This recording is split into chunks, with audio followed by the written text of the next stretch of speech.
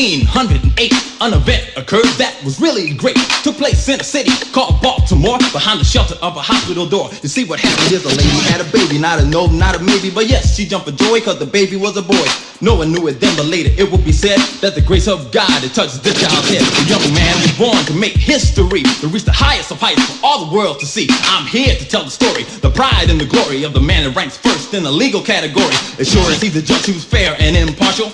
This man's name is Thurgood Marshall. He's the subject of this epic rhyme. I'm proud to say that he's a legend in his own time. He began his studies at Lincoln U. Worked long, worked hard until he was through. Went to law school at Howard, then he passed the bar. He was well on his way to becoming a star. Then he set up shop and took a look all around. He didn't like the sort of things that were going down. All kinds of unfairness in the US of A, where both the deer and antelope are supposed to play. You had one raised here, the other way over there. Segregation due to color, it was everywhere. Yes, Mr. Jim Crow was his pet peeve. The injustice all around him, he just couldn't believe. Then he put his foot down and said, I ain't no way. As long as I'm alive and breathing in the world today, I've got to do my best to change wrong to right, cause that's the only way I'm ever gonna sleep at night. And even though his adversaries are formidable foe, on this day I swear we're gonna beat Jim Crow. So he went to war, winning case after case, overcoming every obstacle he had to face. As a lawyer for the NAACP, his reputation was renowned over land and sea. He laid the foundation all through the nation to put an end to institutional discrimination.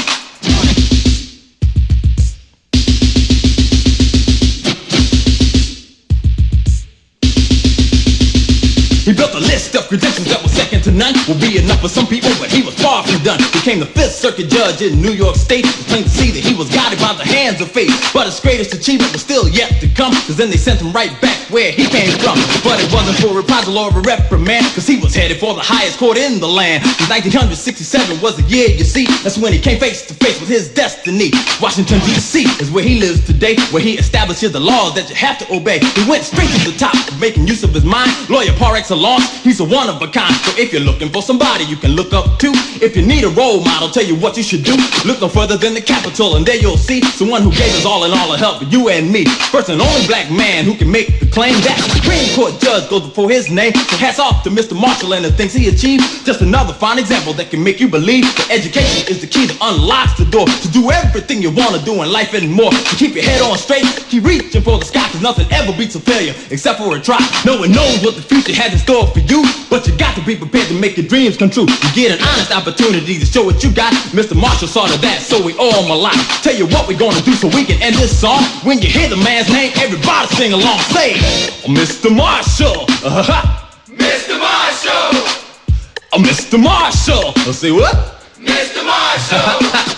Oh, Mr. Marshall. Mr. Marshall. Thurgood Marshall.